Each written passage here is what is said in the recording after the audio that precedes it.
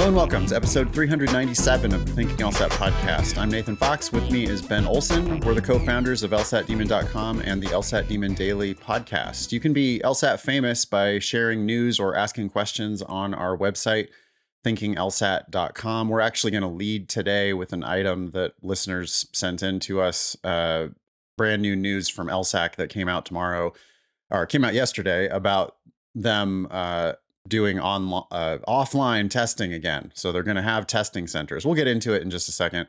That's the big news for today.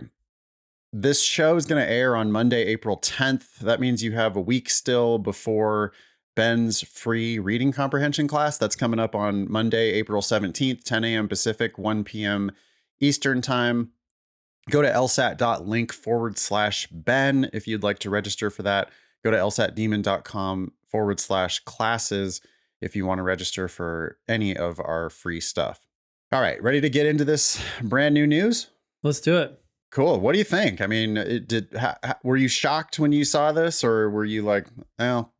I was a little surprised just because it's so much more convenient, I think, to proctor an online test than to proctor an online test in-person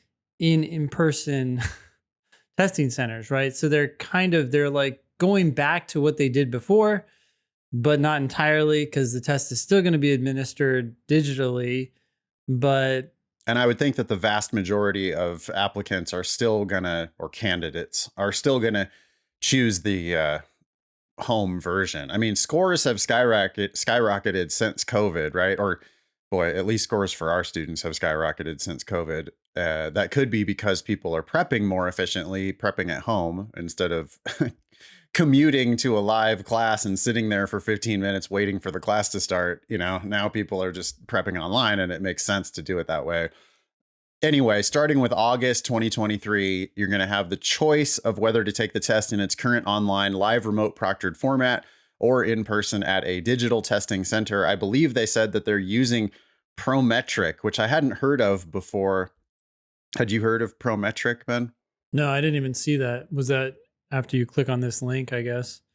Yeah, Ben is so interested in this news that he didn't even click on the link in the email from LSAC. Yeah, it's just another one of these things that it's like big news, but not for most people. If you have an LSAC account, you probably already got this email. If you don't have an LSAC account, you need an LSAC account anyway. So go to lsac.org and register so that you can start getting these emails. Yeah, you're going to have a choice. So these testing centers, I think, Ben, it's the thing that we've been requesting for years before the LSAT even went online, before it ever even went to the tablet thing that they had for a while. We were like, why are you guys administering these tests yourself? Why don't you just administer them through local testing centers, which is what the GMAT does, and I think it's what the GRE does, and it's what the NCLEX and a bunch of other tests do. Series 7 if you're a stockbroker. I mean, there's like all these tests, licensing tests that you can take at they call them learning centers or testing centers or whatever. But basically, it's just you go into a strip mall and there's like a person there at the counter and they check you in and you go to an anonymous computer terminal. And when you are authenticated or whatever, then the test pops up on the screen. And when I took my GMAT, I got my score back instantly because and this was 20 years ago, I got my score back instantly for the GMAT because I had taken it at one of these testing centers. And we've always been wondering why the LSAC doesn't just do that. It's probably to do with one of two things. It's either money or security, right? They're either worried that the test is going to be easier to steal or something if they let other people get involved, or they just have to, probably the reality is they have to pay money to these testing centers to let people do this. But this looks really promising. I saw one little interesting detail of it, which was you can register for an in-person test at one of these testing centers. Note, you'll probably be the only person taking the LSAT that day at that testing center. You just schedule it at your own, whatever time you want to take it at, and go in and take it. And there could be somebody on your right taking the NCLEX and someone on your left taking the GMAT, and you're just there to take the LSAT. No big deal. it said up to 3 days before your official test, you can actually switch back to the I'll take it at home option. I found that to be kind of interesting. I was trying to think about what the motivations would be for that. Again, I think it's probably to do with money, right? Like they don't, if you decide you want to take it at home instead, then it saves them whatever That must be fee is. the termination time for that testing center, right? They have some deal where if you cancel 3 days before, they're not going to charge LSAC the money to have someone come take it at their testing center. I would say that they said that they were responding to feedback. So some people are asking for this. I'm not totally surprised. People probably in some cases have noisy homes, or they just don't have a great place where they can sit down and take the test, and they want some place to go. And LSAC was paying for people to go stay in a hotel room. I imagine that's the bigger issue, because we heard of people who were actually going to a hotel room for 2 nights because the test was scheduled at, in the morning. Yeah. Yeah. The test is or in the afternoon. Yeah, that's right. If the test is at, if it's gonna run you over the checkout time, or if it's before the check-in time, anytime, that's like really in the middle of the day. It's hard to have a business meeting in a hotel if you're only there for 1 night. So that's a lot of expense. The other thing that they were doing was sending out loaner computers to people. Yeah. Right. So this idea solves both of those problems. Right. And they said it's at great expense to themselves, which was an interesting comment to make. But really, maybe it's actually saving them money. You got to think that they're preparing to raise the price of the LSAT again. They're constantly saying what all of their expenses are. And whatever. This seems like a good thing to me. It's an option for... It's increasing options, yeah. Right. I don't see how this is bad. Of course, talk to me in a few months and I might have ideas about how it turned out to be bad. But hopefully this goes smoothly. And yeah, because you're right. I mean, some people, if you have 9 roommates or 4 kids or noisy neighbors or whatever it is, then it can be really difficult to try to take the test in a home environment. Maybe you have sketchy Wi-Fi. Maybe it's impossible for you to get good Wi-Fi, whatever. There's lots of reasons. Or you need a device. I mean, this solves a bunch of problems all at once. Right. You said that you would go take it, and there probably wouldn't be other people taking the LSAT that day with you in the testing center. That's probably true. Although I did find it odd. Well, not odd, I guess just restrictive in the sense that they are limiting when you can take it to the typical 2 or 3 days that they're allowing. That has to be cheating related, right? Yeah, that's cheating related, which is weird because you still have that 2 to 3 day window, right? So it's very easy to talk to somebody who's already taking it, presumably at the beginning of that window. But whatever, they're trying to the GMAT, and unlike the SAT now is moving in this direction. They haven't gone to any kind of a computer adaptive test. They don't have a huge test bank that they can then pull different questions for different students. They've never gone that route. Everybody takes the same test on the same day. And so if they spread it out over a week or two, then, unfortunately, you're gonna have piracy happening or just cheating. It makes it easier, right? I'll take the test on Monday and then I'll tell you guys what was on it and you guys can take the test on Thursday. Yep. And that's what they're trying to avoid by making everybody take it on the same day. I still think that the vast majority of people are going to take it at home. I don't think that this prometric option is going to, because I mean, it's a hassle. Why you want to go somewhere instead of just taking it in your bedroom? So I think most people are going to want to take it in a quiet spot at home, but yeah, I guess it could be. I could be totally wrong about that. It could be that these testing centers completely fill up. I think that's if you do want to take it at one of these testing centers, maybe there is now some motivation again to sign up early so that you can get the slot of your choosing. Yeah, I don't know that they would fill up necessarily. I just think because they have this narrow window, right? There's a decent chance if you show up at one, you're probably going to see a couple other people like, oh yeah, you're taking the LSAT. Got it. Who knows? Could be. But yeah. We will see. And we can't wait to hear news. So, if you've got thoughts about this, please get back to us on our website, thinkinglsat.com. We got a form there you can fill out and you can share whatever news or ask whatever questions you want. This is interesting. So we want to know what you guys think about it. Yeah, here's my last speculation on it. If I were them, I would do this to test out what it's like to work with one of these digital testing centers and have it be the first step in a transition to a computer adaptive test, right? Like it's like, okay, let's start here, very small step, see how it works. If they like it, the costs work out as they expect.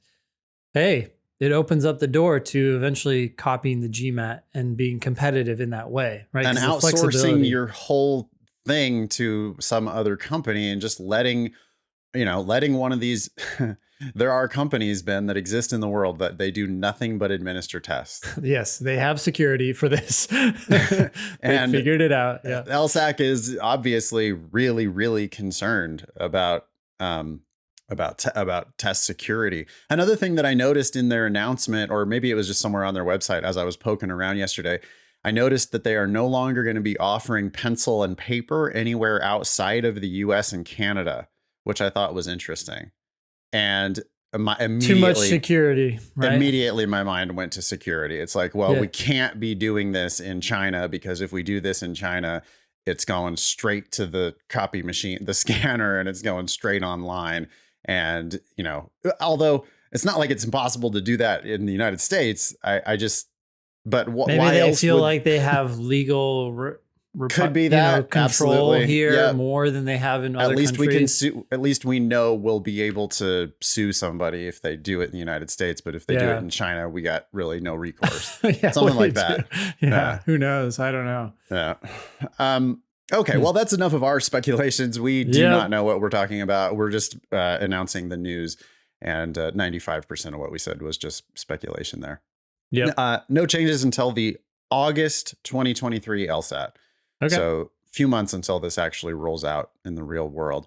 We've got an email that came in here from Anonymous. It's about a new daemon feature that I don't actually know that much about. So maybe you can answer this one, but go ahead and read it. Sure. Hi, Ben and Nathan. I've been using the daemon for quite some time now, and I have a ton of items accumulated in my review inbox. How do you suggest we use the review inbox and incorporate the review of that in our 1 hour a day schedule? I've compiled so much that it is overwhelming to go through them all.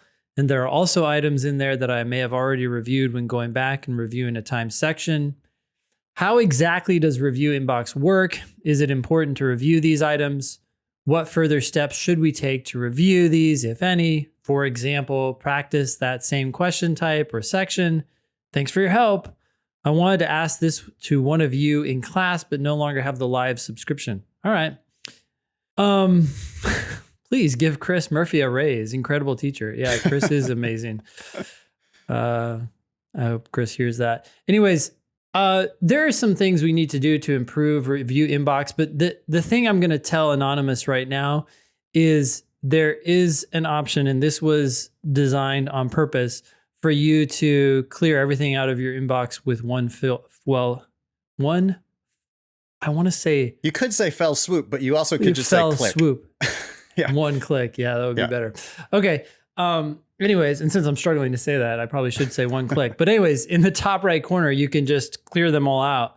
And that's because the point of this is not to overwhelm you with things to review. The point of this really was, and this is what we need to continue tweaking to get it just right. But when someone does a timed logical reasoning section, right, and they're done with it, they may have 5 questions that they missed that they should review, and they review 3 of them before they have to take off.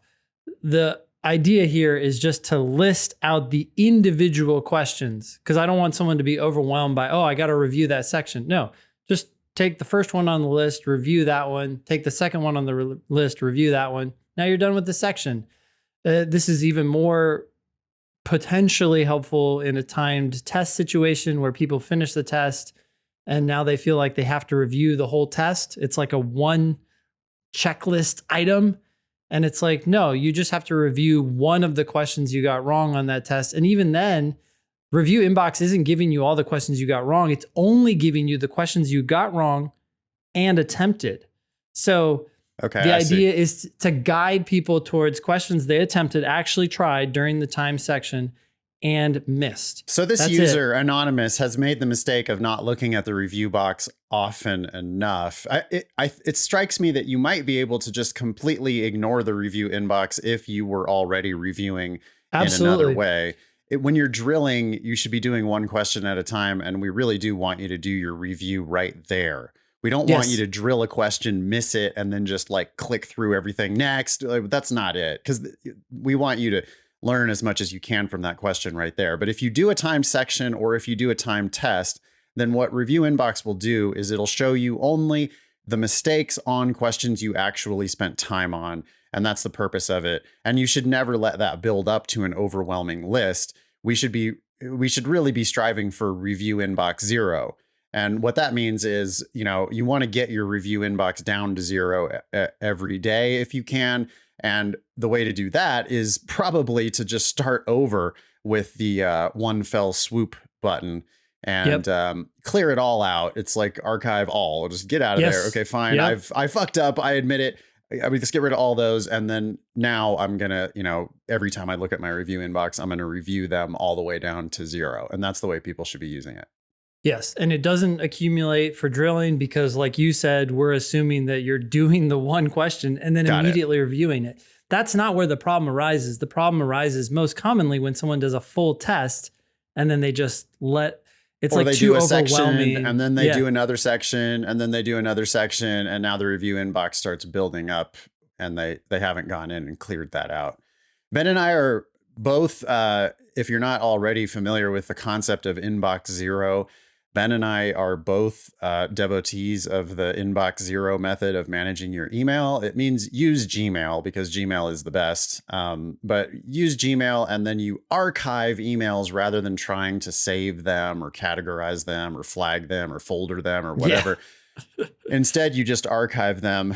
And the idea is you're going to when you look at your email, you're going to act on the email. So you can put stuff onto your calendar if you want. You can put stuff onto your to-do list if you want, but you don't let it just fester in your inbox. Inbox is for new mail only. And we want to process that down to 0. So you want to be processing your review inbox down to 0 as well. Yeah. Yeah. I mean, there's so much to say about inbox 0. I just want to add a couple more things. One, you're not constantly checking your email, right? You're deliberately, I'm going to go in, I'm going to check it maybe once a day, maybe it's twice a day, maybe it's even 3 times a day. But when you go in, you're going in and you're going to look at an email and do something about it. None of this, interesting. So-and-so wrote me, I should get back to that later. It's like, no, either delete it, archive it, or act on it. And part of that acting may just be taking that email and boiling it down to a to-do item and then putting that on your to-do list. So then it gets sorted in a thoughtful way, not, there it is again. There it is again. That's so inefficient and just dumb, really. You just said something interesting. Did you say delete it, archive it? Okay, I don't delete anything. I only archive. I delete like garbage that I never want to see in my search results when I'm searching for past email. The reason why I don't do that, the reason why I don't have delete and archive is that I just don't want to have to make that decision. It's faster for me to process through my email if I don't have to decide. So it's for me, it's just, am I acting on this right now? Okay, I'm going to act on it and I'm going to archive it. If it's, am I acting on this right now? Am I acting on it ever? Okay, archive it. And so then just everything goes into the archive. And I even have the settings on my phone changed so that when I swipe or whatever, it's just archive, archive. Everything goes into archive. So I have a whole, and then all my inbox, all my emails forever are just infinitely searchable through Google. I've been doing that now for 10 years.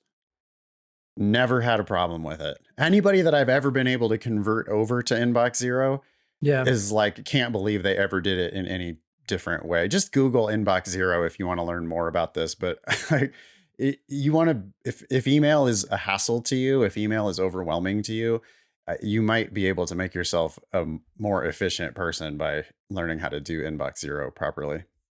Yeah. Well, the other thing, the reason I love it the most is that it opens up opportunities that I would otherwise miss in a flooded inbox.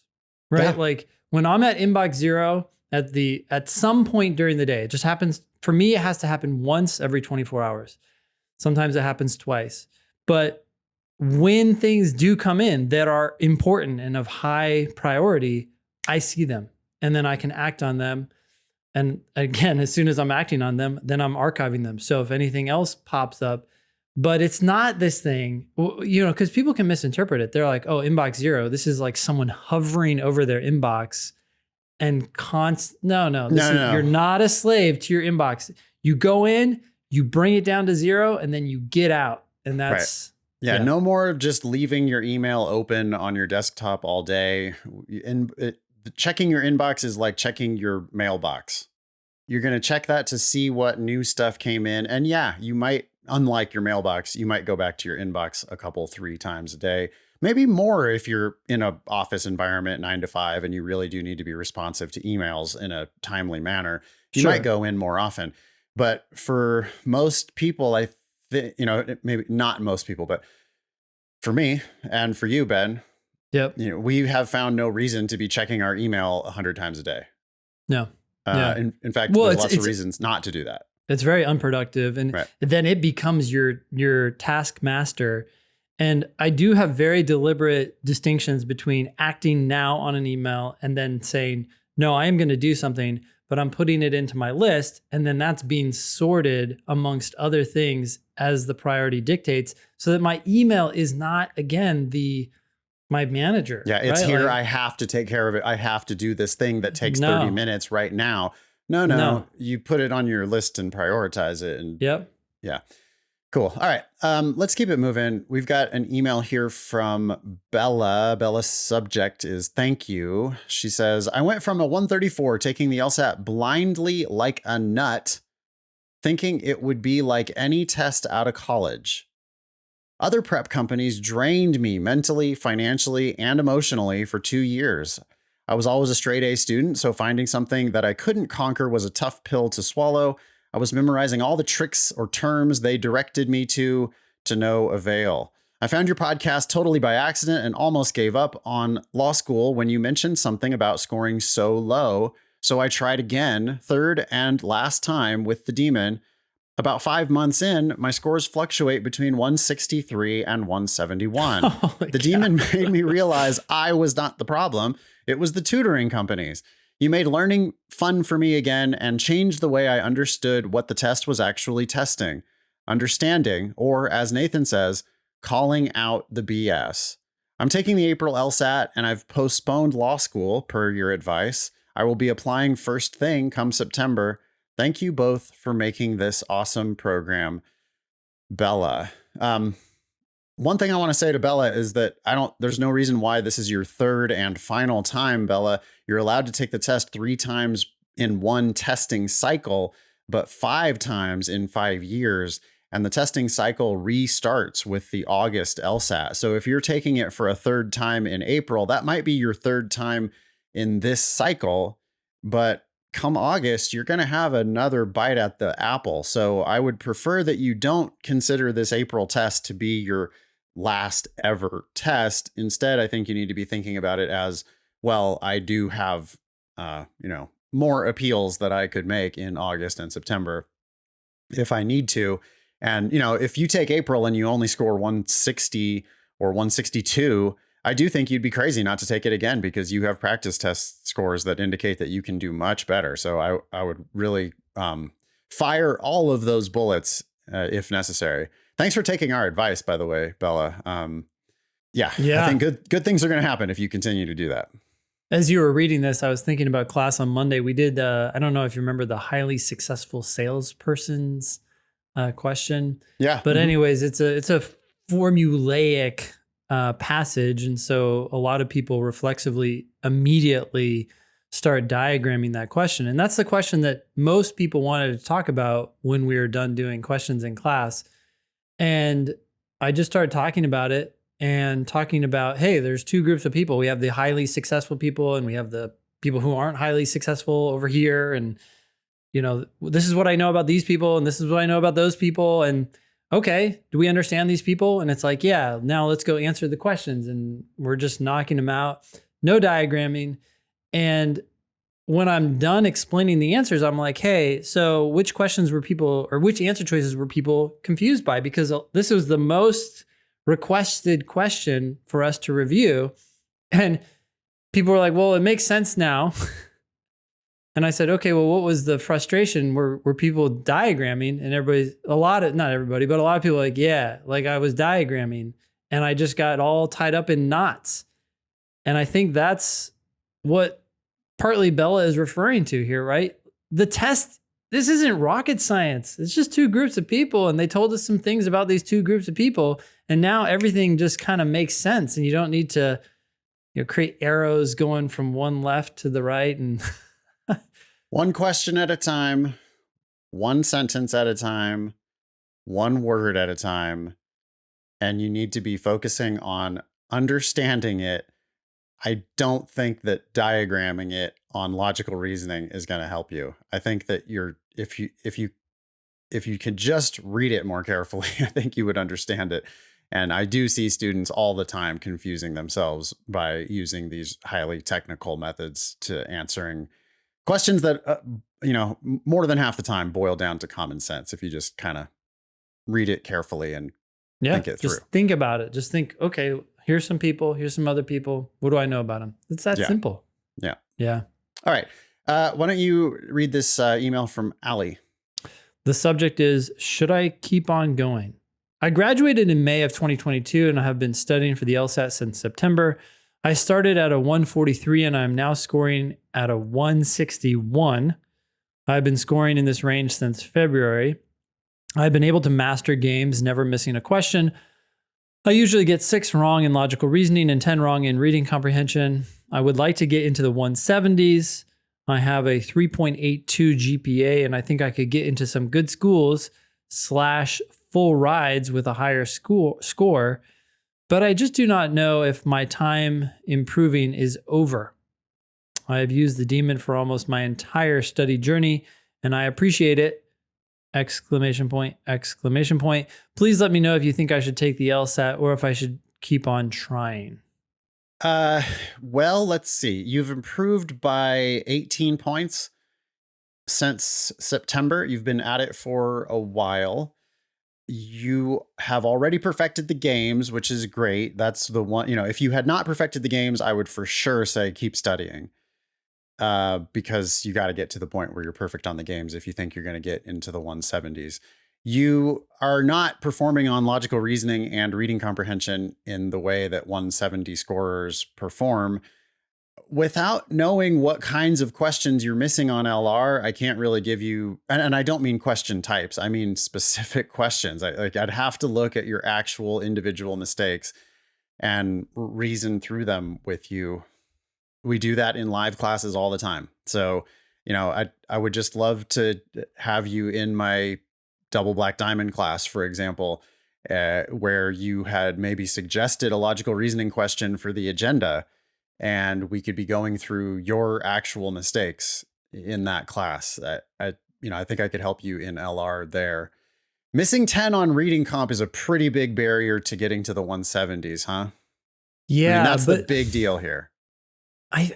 I'm looking at these numbers and you have a 3.82 GPA. I have no idea what you studied, but you have 0 wrong in the games.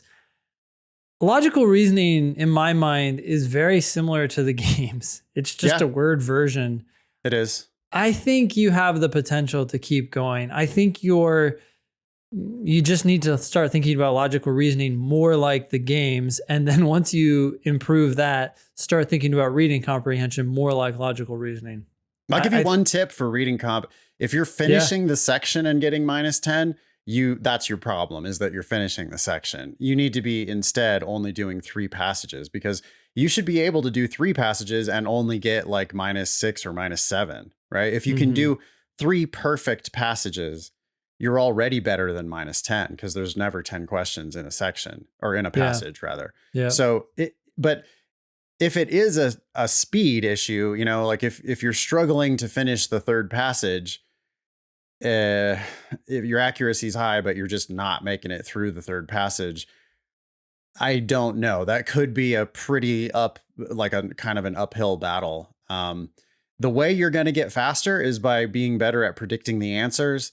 The way you're going to get better at predicting the answers is by slowing down, reading more carefully, taking the time to think about it. When they ask you a question on reading comp, you got to cover up those answer choices. You got to think about it. They're asking you which one of the following, the author is most likely to believe which one of the following or something based on the passage. And you need to think about it. Well, what did the author say in the passage about this topic? And you need to try to predict that answer. The reason why you do that is twofold. One, sometimes you're just going to straight predict the answer. Two, it's going to make the wrong answers look even worse.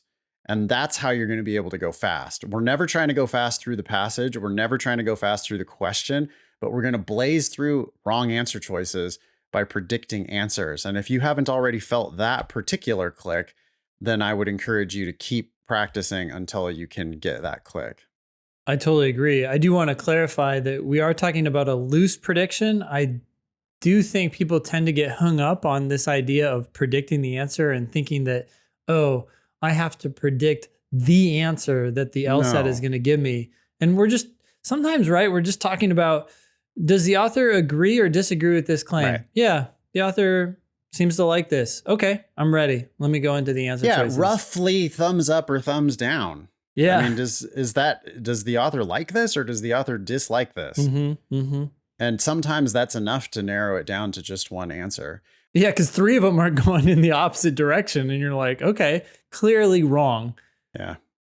I hope that was helpful, Ali. This next one is from Isadora. Isadora says, register because of accommodations? ? Hi, Ben and Nathan. Y'all rock. I have a question about signing up for a test when applying for accommodations for the first time.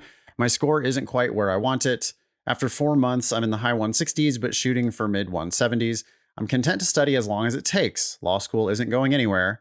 However, I plan to apply for accommodations, not based on previous accommodations. So it's not a done deal. Ideally, I'd like to know whether I'll get approved or not so I can start studying with those in play.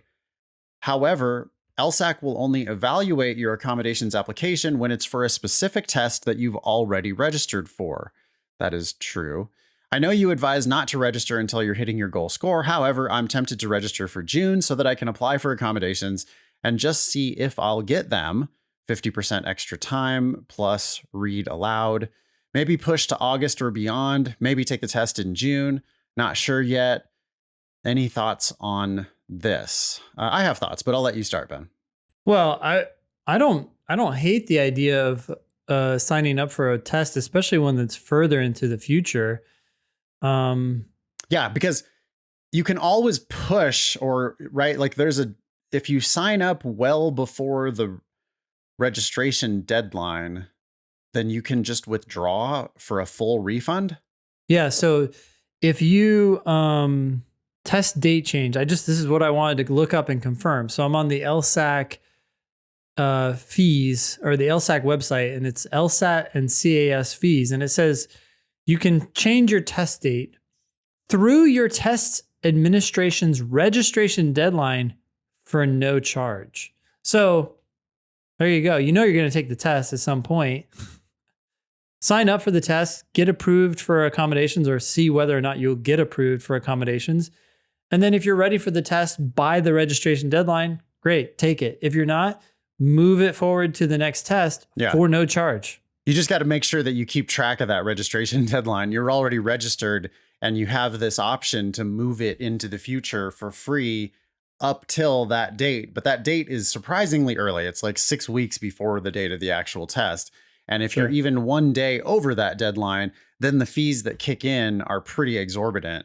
So you're going to want to make sure that you do, assess your situation 6-7 weeks in advance. And then if you're nowhere near where you want to be, then you can kick it down the road. I had never really thought about that before, Isadora. So thank you for bringing that to our attention. But I can see a reason for accommodated students to sign up early. just to see if they're going to get the accommodations. And see what they're Also, going to get, right? Yeah. and see exactly. Well, I mean, I was just going to say, my wager would be, Isadora, you're going to get everything you ask for. I mean, it's Yeah. just like that seems to be what people get. So if you have any kind of a credible case, if you have any documentation whatsoever, a note from your doctor is going to be sufficient here. I think that you're going to get what you want. So 50% extra time and read aloud, that's not unusual at all. And I think that you will get those accommodations. But sure, yeah, go ahead and register for a test that's way out there, like August, or June. Although, is June way out there at this point? The June registration deadline is April 25th. So you could register now and hope that they approve your accommodations promptly. But between now and, yeah, you only have till April 25th to decide to push that. So if they haven't yet given you your decision by April 25th, then you definitely want to push. And if they do give you your decision, then you have to decide, okay, am I going to be able to score what I want to score in June by April 25th? Otherwise, you should probably push it. Yep. Great. Next one from B. Hi, Ben and Nate. I'm coming to the LSAT law school world as a non-traditional student. Can we stop saying non-traditional student, do we think? Sure. Well, it's Yeah. just so meaningless. It's a conclusion, right? It's a label. What do you mean you're a non-traditional student? That means different things to different people. And I think that, like half the emails that we get claim to be from non-traditional students. So I don't know. I don't think there really is such a thing necessarily as a traditional student. And I also believe that we have seen some of the very best law schools in the world discriminating against the so-called traditional students. I mean, Harvard says explicitly that they prefer people with work experience. Yeah. So non-traditional student is also known as someone with work experience. Yeah. But Yep. Anyway, go ahead. I finished my undergrad 10 years ago in an online program. I couldn't tell you a single one of my professors' names, much less hope to muster a letter of recommendation worth a hill of beans from any of them. In the case where a professor isn't a reasonable option, I've heard the preferred route is to use a professional reference. My current employer would give a glowing recommendation if I were to ask, but I don't want to tip my hand with them by letting them know my plans to leave so long before law school would actually begin. I've loved my job and the relationships I've built there, and I haven't exhausted my growth opportunities with them. Working there has been mutually beneficial and positive. As soon as they know I don't plan to stay long term, the dynamic will change, even though they'll understand and be happy for me. It'd be like that moment when you've offered a heartfelt goodbye to a friend after catching up, then awkwardly walk in the same direction to your cars. Okay, interesting analogy. Instead, they can reasonably continue to provide for my family right up to the moment when their schedule interferes with classes. I still have time to consider, but I am at a loss to think of a good option for a letter of recommendation. Previous official employers have been part-time and temporary. I also babysat for 4 years, but I don't think that parent would be the right option to write a recommendation either. Thoughts? Thanks for your help with the demon and the podcast. When is this person applying? I just don't just wait until you're closer to applying. I don't understand the need to get a letter now. I guess if they're planning to apply this fall, we are getting to that point where you need to get your letters of recommendation in. By the way, you're going to need at least 2 letters of recommendation, not just one. So You're going to have to figure this out one way or the other. I don't believe you that you can't remember a single one of your professors' names. Surely if you looked back at your transcript, the professors' names are going to probably be there. And if not, you can call the registrar's office and they've got to keep a record of all that. Professors are used to writing letters of recommendation. If you let's say you had a professor that you took twice and got an A in both classes, I feel like that's a professor that even if you don't remember them and they don't remember you, they still probably could be convinced to write you it'll be pretty perfunctory, but it'll be fact-based. Like the professor will end up writing a letter that's like, this student got an A in both of my classes, that puts them in the top 5% of my students. You know, it, letters of recommendation in large part are just kind of ticking off boxes. They don't necessarily need to be glowing, but you do need to be able to find people that you trust and that trust you and that are going to vouch for you. And if you can't do that, it kind of like, it indicates something to the law schools. I suppose you can get two from your same employer, right? Like you might be able to get one from your manager and one from a director above that you worked closely with or something. Sure. I don't know. My other advice is just to kind of get over it. Like, is it really that bad when you offer a heartfelt goodbye to a friend after catching up and then have to awkwardly walk in the same direction to the car? I mean, that's kind of the direction I'm going in. You're gonna break up with this company at some point. In fact, if you do it now and you're like, well, this isn't for a year and a half, I'm not going to be going to law school for some time, they're still going to try to get, as much out of you as they can, I think, between now and then. Now they can just plan. I don't know. Who knows what types of opportunities might open up? Remote work is now really, really a thing, right? And maybe there's some way that you can still work with this company 10 or 15 hours a week remotely, even while you're in law school. If they love you as much as you say they do, why wouldn't they be willing to consider some type of other working relationship? Yeah. It's your life. So like, are you worried about is that really what you're worried about? Is like the awkwardness? Yeah, life is awkward. Sometimes you just have to get over it. Yeah. I mean, are you worried about losing your job? That can be challenging, but as long as you can keep your job, you're going to keep getting money. And this is not your long-term plan, right? If you're planning to go to law school, then this is going to be in the rear view mirror in 2 years. Yeah. Sorry if that's not satisfying or helpful, B, but yeah, it does sound to me like if you're applying this fall, then you definitely need to, maybe not this month, but if you want to get your applications in by September 1st, I would think that something along the lines of June 1st might be the latest that I would be asking for this letter of recommendation. People have vacations, people have other priorities, you're not going to get as good of a letter if you pop up saying, "Hey, I need a letter of recommendation for law school. I'm applying tomorrow." That is not going to result in something good for you. I mean, at the best, it'll be probably a delay of your application. Yeah. And at worst, it'll be a letter that is tepid or potentially even bad if you spring it on them at the last minute. Yeah, it's going to make things more awkward. So either decide to get a letter and get it as soon as possible, or decide to get it from your professors and avoid this problem at work. But I don't know if it's as big of a problem as you're making it. You can work on the professors simultaneously, by the way. You don't have to decide in advance which letters you're actually going to use. You can accumulate letters in your LSAC account. So I would work on a professor or two and see if anything comes back. You might be surprised that, they're willing to do this. And if not, the only thing you've really lost is your time.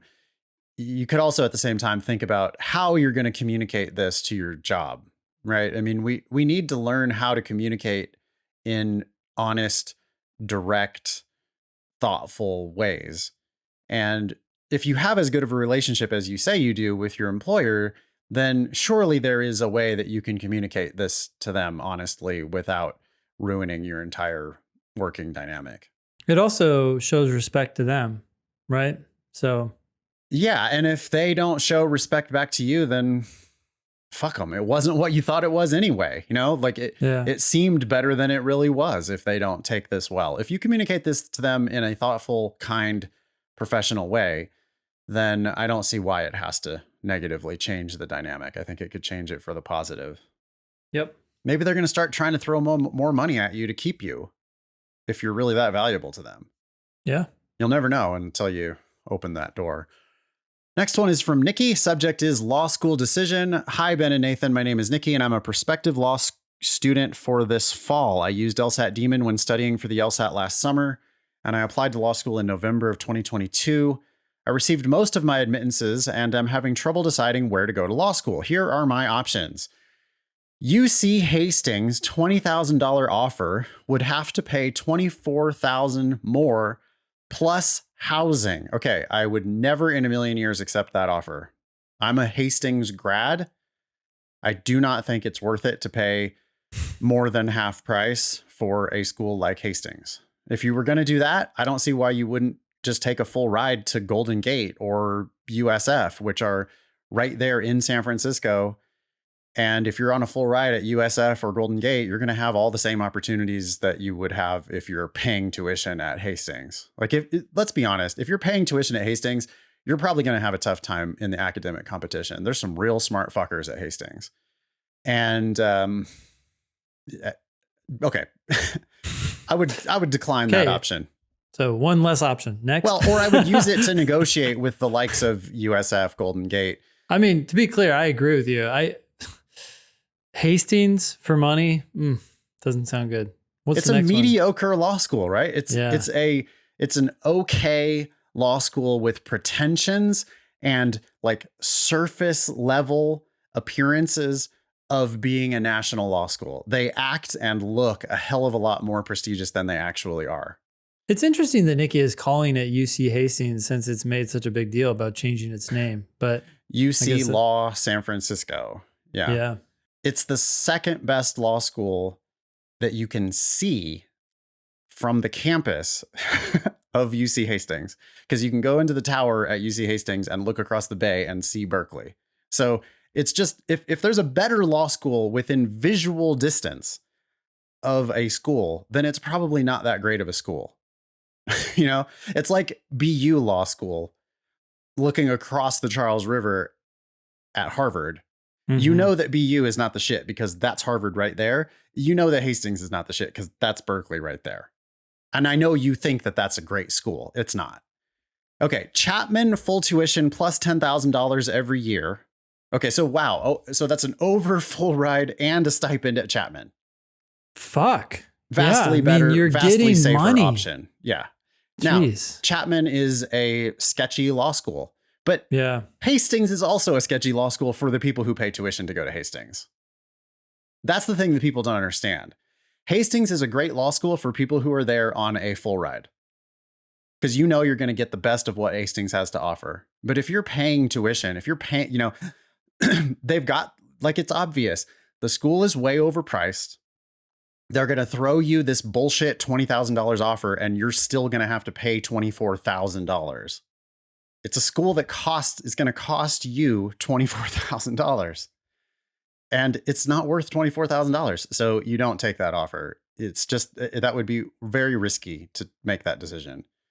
Hey, I just looked at the 509 report for Chapman, and I will say that it has conditional scholarships, and in 2021 to 2022, 112 students entered with scholarships, and 45 of those were reduced or eliminated. Yeah. So you got to be careful. I mean, but the thing to do there, though, Ben, you know, and people hate this advice, but this is, I believe this 1,000%. Go to Chapman, work your ass off, keep your scholarship. If you lose your scholarship, drop out of law school. Oh, yeah. I mean, I'd much rather prefer you have a chance at getting $10,000 a year on top of your tuition versus a guarantee of paying $24,000 at Hastings. Yeah, you're going to graduate from Hastings with over $100,000 in debt and very uncertain job outcomes. You could graduate from Chapman with very little debt and uncertain outcomes. I mean, you're going to have uncertain outcomes at all these schools. None of these schools are going to be a golden ticket. But what's the opposite of a golden ticket? Fucking lead anchor ticket. You know, like which ticket to the bottom of the debt. ocean. Yeah, which is what you're going to be so underwater if you go to Hastings. And if you go to Chapman and keep your scholarship, then you're probably doing well. If you go to Chapman and you can't keep your scholarship, this is not going to be like the outcomes are not going to be good for you anyway. And you should just drop out and do something else. Yeah. Anyway, Hey, there's some other options. Oh, go ahead. Go ahead. but I know I talked about this on the last episode, but because I'm so into the undergrad college evaluation mindset right now, with one kid already in school and another one about to go to school, we constantly talk about the cost of attendance, which is the total. It's tuition plus room and board plus everything else that goes along with going to school. And it's just funny that we always talk about law school and the only thing that we're talking about is tuition. Like, I think it's just inherently misleading because everyone needs to consider the real cost, right? You're going to go to school and you're going to be paying tuition and you're going to be paying for living expenses. Is this something you want to, you have to, I don't know. It's just, I wish that we had those numbers more accessible. I guess That's my pushback on that idea is that you're going to pay rent everywhere. And even if you compare the cheapest place in the world to the most expensive place in the world, the cost of living doesn't have to change that much. I mean, maybe it's 100% more to live in San Francisco than it is to live in Iowa, but I don't I don't know. I think people should be living pretty frugally in law school anyway. And I kind of think that stuff balances out, but maybe I'm missing something. Well, so for example, right, like we're looking at different college options, and because room and board can account for at more expensive schools, it doesn't, but at some schools it accounts for 50% of your cost, right? And then it's like, okay, well, you can go to that school or you could go to this other school and live with a family member who's close by. Right. And now right. all of a sudden we're saving 10, 12, sometimes $15,000 a year. Like, these things can make a big and Nikki's impact. talking about moving all over California, which makes me think that Nikki is probably a Californian, which makes me think that maybe Nikki does have housing options in California, you know, either in Northern California or Southern California. And it seems like, yeah, maybe you might want to prefer one of those schools where you can live at home if possible to save money. Maybe. I guess when we talk about full tuition scholarships, people kind of hear that and they think, wow, that's the win. I'm going for free. And it's like, no, just always remember there's this other expense and you have to account for that because you're probably not going to be working and you're going to have to cover that. So to me, full tuition is the bare minimum, or at least very, very close to full, because you're still going to have thousands of dollars on top of that. The other thing that Nikki is doing wrong in the email here is, and you'll see as we continue this email, maybe I'll read a little bit more. Go for it. Sure. So we got, Hastings $20,000 offer, but it's like, I don't give a shit. I care how much they're not You're covering. You're going to have to pay. Yeah. So what do I have to pay? You're going to have to pay $24,000. Then she says, Chapman full tuition plus $10K every year. So that's actually a negative $10,000 tuition. That's a real scholarship. That's like they're paying you to go there. Yeah. They're not going to charge you anything in tuition, and they're going to write you a check for $10,000. Like, that's awesome. Okay. So there's a $34,000 annual difference there between Chapman and Hastings, even if just forgetting about housing for a second. That's that's a $34,000 difference per year. It's already $100,000 more expensive to go to Hastings, than it is to go to Chapman. Yeah. So don't go to Hastings there. Yep. USD full tuition plus $2,000. That's University of San Diego. And that's, again, getting a bit of a stipend, a small stipend. Yeah. It's still something, right? You're already up to full and then you're getting money on top of it. Here's where Nikki fucks up again.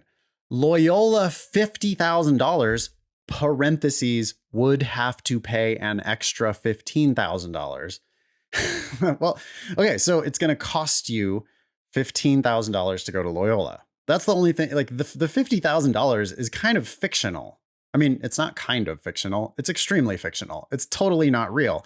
They apparently have a nominal tuition of $65,000 a year at Loyola, which is a decidedly regional law school in Los Angeles. They're going to try to charge you $15,000 a year to go to Loyola. That's the number we care about. And Santa Clara, okay, zero, full tuition, Santa Clara. Nikki continues, I would eventually like to end up doing public interest law, parentheses, specifically immigration and human rights law, but I would like to practice some sort of corporate law for my first couple years out of law school. I really loved UC Hastings when I went to visit because of all the legal and judicial opportunities, as it is in downtown San Francisco. I do not give a fuck. Look, I'm sorry to be so harsh on that. Couldn't agree more. Go ahead. This is the problem, I think, with campus visits is it's like you fall in love with something that is not worth $100,000. So it's a totally irrational decision. Yeah. I'll tell you what my experience was with the courts at when I went to UC Hastings. Yeah. We went on one field trip to the California Supreme Court to go watch them hear oral arguments. Yeah. And that was it. Otherwise, it was just lecture classes and that's it. There were, like their proximity to the courts. I mean, yeah, okay. They probably have some connections. And yeah, if I was a better student or if I was more interested, I probably would have been able to get some connections to the courts there. But when I was at UC Hastings, the career office was specifically telling us that if we want to look for jobs, we needed to look for jobs outside of San Francisco. The admissions office says, look, we're right by the circuit court and we're right by the California Supreme Court and we're right by the district courts and City Hall. And they take you through Civic Center Plaza and you see all the glorious buildings and you're like, oh yeah, I'm going to be master of the fucking universe if I go to this school. Cause look at what it's just right in the middle of Civic Center. There. Yeah. And then meanwhile, the career office is like, yeah, I need to talk to you about these jobs in Bakersfield because that's where you're going to actually probably be going if you want to get gainful employment. And, it's just night and day. It's like the admissions office says one thing and then the career office, which is much more realistic, says a completely different thing. So I would not consider that at all. I just don't. Your classes are going to be exactly the same no matter where you go to law school. Yep, I agree. Nikki asks, how much should I consider ranking? What do you think is my best option? What else should I consider? I would consider rebooting this none of these offers sound particularly great to me. I don't know what Nikki's LSAT was. Yeah. I know that Nikki did not take our advice about when to apply. Nikki applied in November, which is okay, but not what we normally recommend. I don't know if Nikki has the very best LSAT he or she could achieve. Yeah. And I do know that this was a pretty competitive cycle, it seems. None of those offers are terribly knocking my socks off. I mean, I guess I am happy about these full rides. Yeah, I mean, for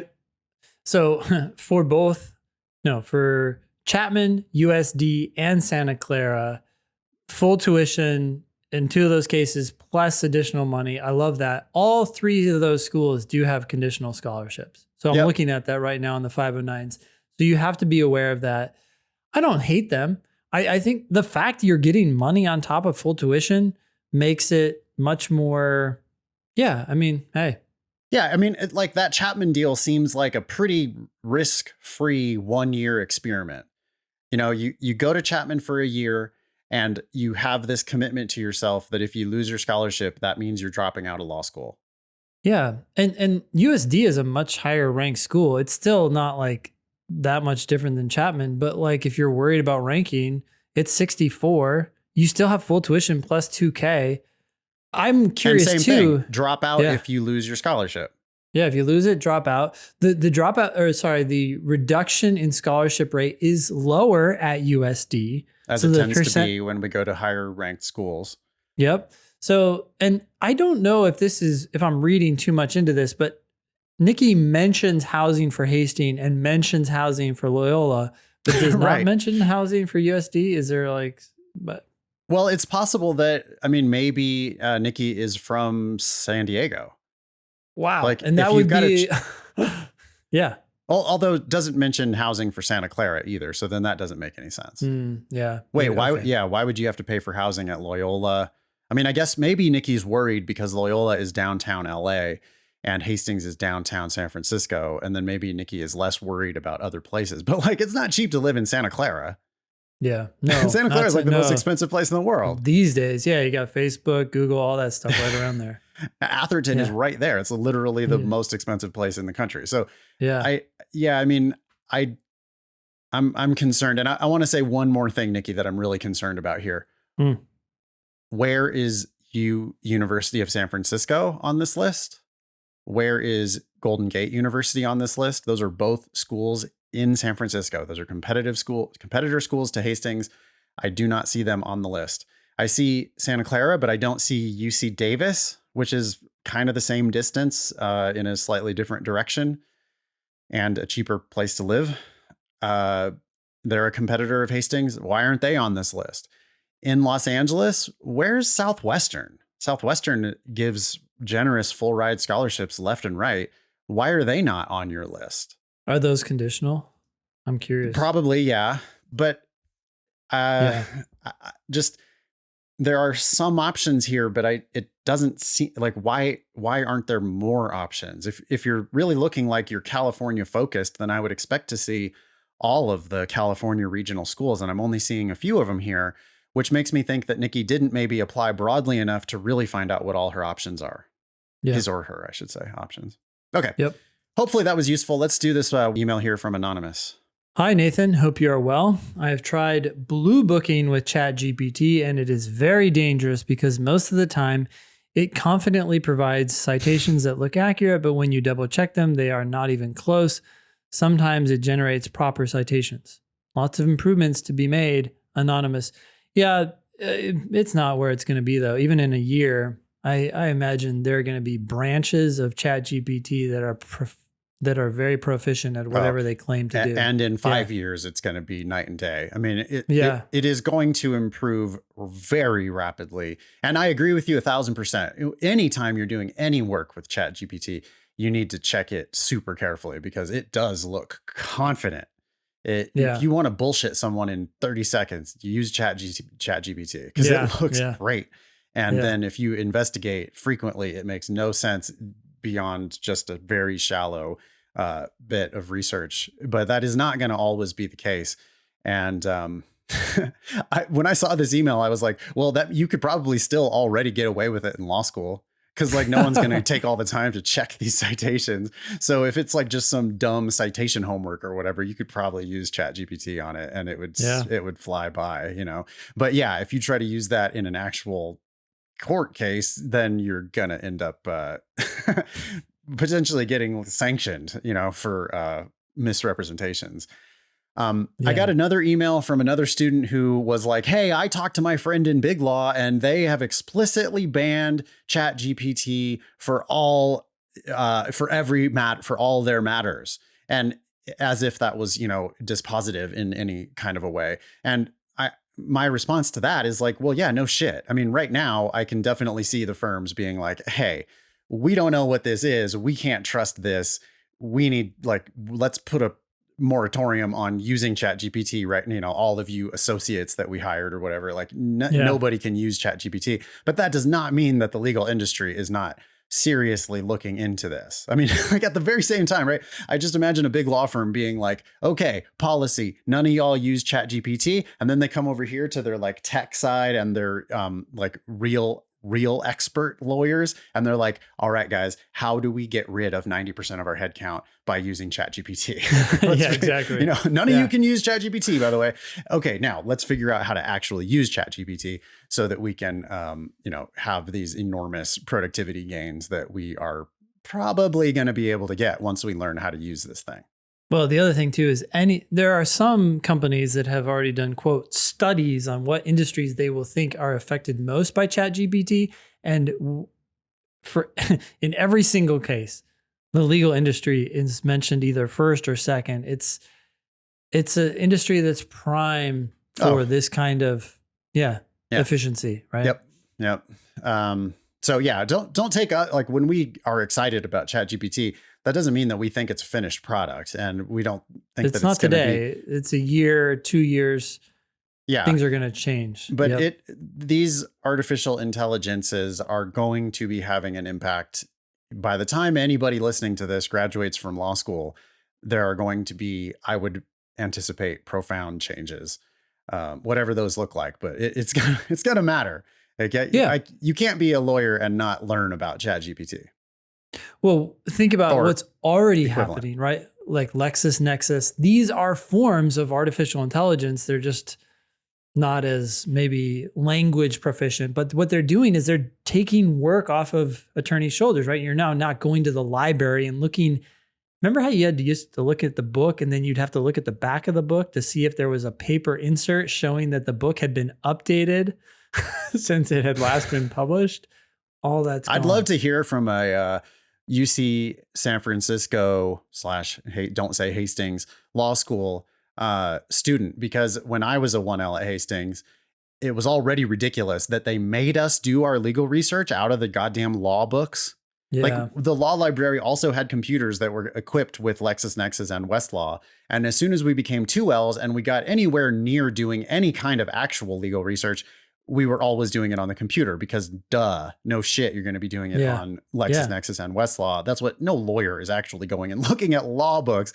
But I would wager that at Hastings, they're still dragging people on tours of their super fancy law library and talking about how they have all the journals and volumes and blah, blah, blah, and still probably no one uses, haven't changed their 1L legal education. And they're still probably making people learn how to do it by going through the books and everything.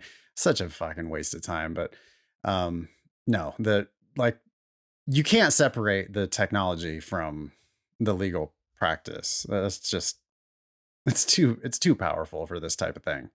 Yep. Okay, one more email here from G. Why don't you go ahead and read it, Ben? Sure. Hi, Ben and Nathan. First off, thank you for the podcasts, the demon, and the work you do. Last spring, I successfully appealed to earn an LSAC fee waiver, thanks in large part to advice on the podcast. Then, after using the demon, I scored a 171 on the August LSAT and a 179 in September. The demon is excellent, and your advice clearly pays off. However, the results of this cycle have confused me. I applied to 17 schools with a 179 or with the 179 and a 3.89 LSAC adjusted GPA. Some I applied to in September, others in October after September scores came out. Here's what I got. Full ride at Wake Forest, yet to be negotiated partial scholarships at Georgetown, WashU, and Texas, waitlisted at Columbia, Penn, Michigan, Chicago, Duke, UVA, and GW, rejected at Harvard, Yale, Stanford, Berkeley, no word from NYU or Boston. I wasn't expecting acceptances across the board, but I also wasn't expecting this much variation, especially given where I fall in schools' LSAT GPA percentiles. I'm trying to decide if these results reflect my, quote, market value or if I should try again next cycle. Is this normal or did I mess something up like my personal statement or resume? I'm 33, but I wouldn't think that's a factor, right? I emailed G for follow-up, and because I was also surprised with 179 LSAT and a 3.89 LSAC GPA. 3.89 is probably below it's definitely below the medians, right? At Harvard, Yale, Stanford, that Sure. kind of school. Sure. But a straight rejection at all those schools, and then wait lists at schools like, other schools in the top 14, like Michigan, I'm Duke. Like I'm not expecting wait lists with 179s and 3.9s at those kinds of schools. And so I said, hey, let me see your personal statement and resume. Yeah. I read the personal statement. I scanned through the resume. I had Ben read through the personal statement. I had Ben read through the resume. We each independently arrived at the same conclusion about what it was that was holding G back. You want to talk about it a little bit? Sure. So G, what was it? Your undergrad was a Christian university. Your work experience for the last couple of years was the manager at some Christian retreat center. And your personal statement was all about that. So when you're done looking at your resume and your personal statement, the brand that comes across is dedicated Christian, right? Loyal Christian. In theory, there's nothing wrong with that, but it was such a prominent component of your application. Oh, yeah, and I think this retreat center was in Waco, Texas. I don't know. There's a lot of school was in Waco, Texas. Yeah, it was a Texas Christian preacher,